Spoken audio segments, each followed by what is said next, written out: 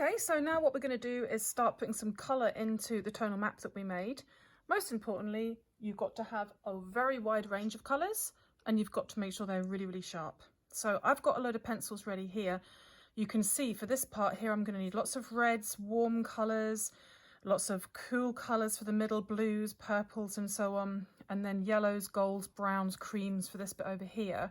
So I've got warms, cools, and then I've got some yellows and sort of sandy colour over here and ochre colour and a couple of browns here. So, you know, there's a whole wide range going on there. So how I would begin this, I'm going to start off with the red bottle, the red pinky bottle. So you need to understand that you're going to be layering up lots of colours. So what you need to do,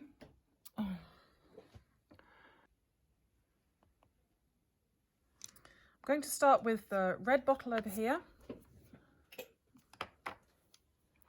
So looking very closely at what we see here and popping it in. And if you've got your tonal map accurate, then this is going to be much easier for you. It's important that you get that tonal map right. You don't just put in random lines that you think look roughly right. We've got to try and get it accurate. Imagine putting a piece of tracing paper over this and tracing all these little shapes. What would they look like? So I'm starting out by just putting in a nice light sort of layer of red here. And I've chosen my kind of nice bright red. And then what I'm going to do is just use a variety of these colours to blend together until I get the look that I'm aiming for. Okay, and it takes a very long time. So there's me begun. But what I need to do is start to put some darker in. So I would pick up my browns. That's one brown, here's another brown. And start to work that through where we have the darker tone. This is very difficult to do quickly, okay? You need to get to grips with the idea that you have to immerse yourself for a long, long time to get a decent result. So I've added in some brown into my red, but that's nowhere near dark enough for this, and my red isn't bright enough here yet. So I just keep layering until it looks more like what I'm copying. Now I'm starting to think, if I look hard, this bit of brown is actually so deep that it's almost purplishy in places. So I'm going to take it right down with the brown pencil and then add a bit of blue in as well to see if that can darken it down a bit more. And you should be able to see straight away that the minute I start putting this blue in with the brown, we get a much darker tone here. Because you want to try to avoid using black if you can. Always use your blues and your browns. And if one blue doesn't work well for you, go and get another blue. Some of them will come out much stronger than others. It just depends on the brand of pencil. And we have lots of different brands of pencils.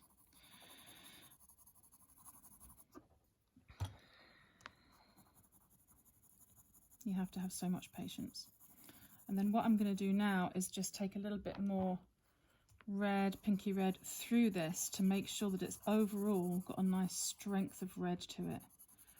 Now hopefully while I've been doing this you'll have noticed how I'm holding my pencil. Okay, I'm not holding down here, and I'm also not pressing too hard. The way I like to use coloured pencil is by achieving my depth of colour by layering. You know, everyone does it slightly differently. You might find some art teachers actually tell you to go in quite hard to begin with. I think it's down to experimenting and deciding what works well for you. I just prefer to go nice and lightly. Now doing this little red bit here, I can see already that this is slightly more orangey than this. So I'm going to get myself a bit of orange, or you could get a bit of yellow and take it through that red and see if I can get that a bit punchier, a little bit more stronger in colour than what I had it. And then you can see in the photo there's a little skinny bit of brightness here. So I can make this nice and bright coming down here, and then make sure that I get my dark in this little rectangle. That's coming up next. So when I'm working with colour pencil, I tend to have my pencils all just in my hand like this so I can just pick them off when I need them. You know, I might decide, right, I need a bit of brown or blue or whatever. This bit's a nice dark bit here.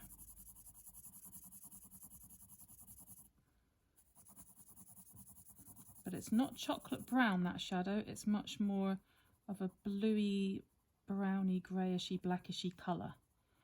Okay, it's a tricky colour. So I'm going to put in my brown, but then go in with a little bit of blue. So you'll have noticed that there's not anywhere on here that's just one coloured pencil.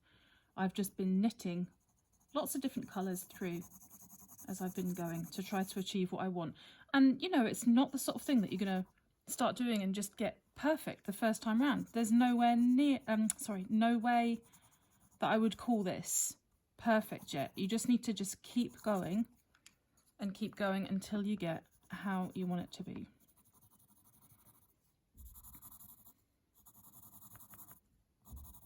So that's this little bit here. I'm going to do some time lapse now to try to work into this, and then maybe have another wee chat in a minute.